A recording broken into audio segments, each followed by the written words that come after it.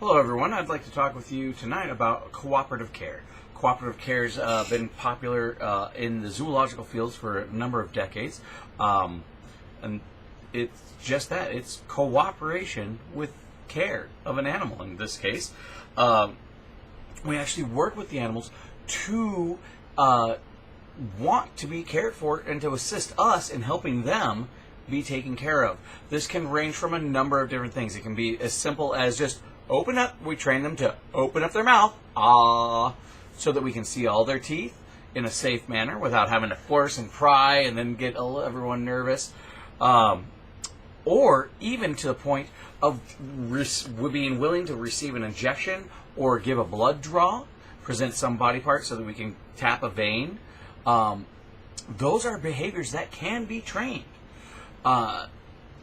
Every time you work with an animal for cooperative care, it brings a lot of stress down on you, the owner, the veterinarian involved, the veterinary technicians, and the animal themselves. When you work with cooperative care, you can actually turn the entire experience into a much more positive one so that the animals don't get afraid of when going to the vet.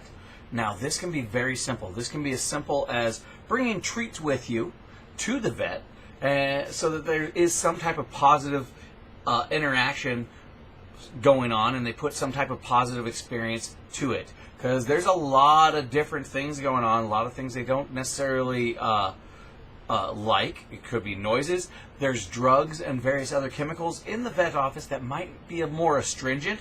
We might not notice it, but they do. Also, they're not the only animal that's going there. So when they go, the other animals might be exuding pheromones that express fear. And if any animal senses the fear of another animal, they're like, why is everybody afraid here?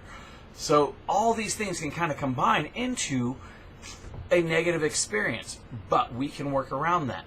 We can create, we can go in by creating behaviors that actually work with their care.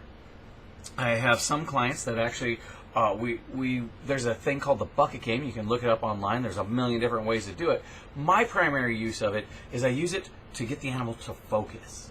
And this does a few different things. It usually teaches the animals patience, and it also gives them a chance to be in a calm state while doing things such as nail trims, getting brushed.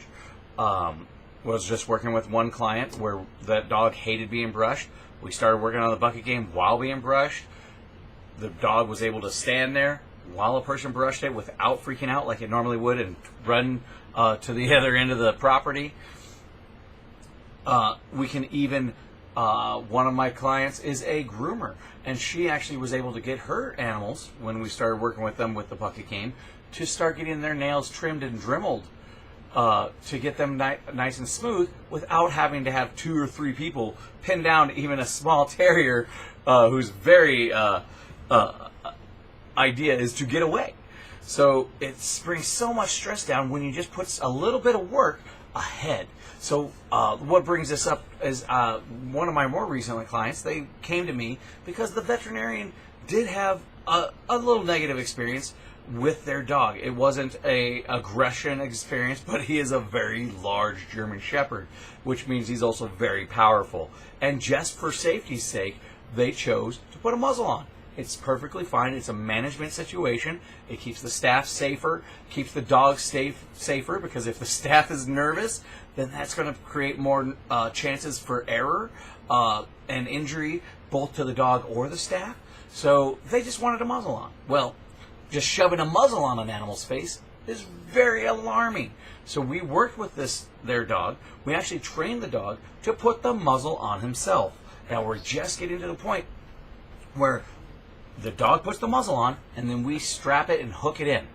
Now we're adding more and more time with the muzzle, so that way when it is time to go to the vet, they can put it on, give him his rewards, keep giving him his rewards as they go to the vet, turn it into a nice positive experience. He's already got the muzzle on. We don't have to wrestle in the middle of the clinic with those muzzles. In addition to this, This dog also hates fly spray and things touching his ear. He's had ear infections in the past, which if your ear hurts, you don't want people touching them. But at the same time, that's when you need the treatment. But we can actually work around that. He even hated the flea tick spray. And as we show you these videos that we took, you can see he put on the muzzle just fine. And we're able to use that bucket game that I mentioned earlier so that he could focus. And he focuses in on that little, well, in this case it's a bowl, but it doesn't matter. All we do is we create an object that he focuses on while they give the care. He flinches a little, looks a little back, because it's still slightly new. It's still something that he's negative to, but he was able to maintain focus. I'm going to get a reward out of this device, this thing, this bucket, as long as I keep staring at it and ignoring what other people are doing around me.